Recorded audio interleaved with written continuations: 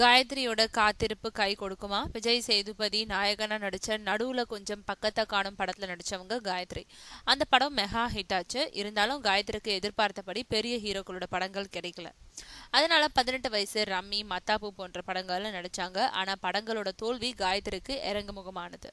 அதனால பின்னாடி கவர்ச்சி நாயகியா நடிக்க முடிவெடுத்தாங்க. ஆனா அவங்களோட கிளாமர் போட்டோக்குள்ள பார்த்த சிலர் அப்படி நடிக்க வேண்டாம்னு காயத்ரியை கேட்டுக்கிட்டதோடு மெல்லிசைக்கு பிறகு உங்களுக்கு சினிமாவில் ஒரு பெரிய இடம் காத்திருக்குன்னு நம்பிக்கை கொடுத்தாங்களாம்.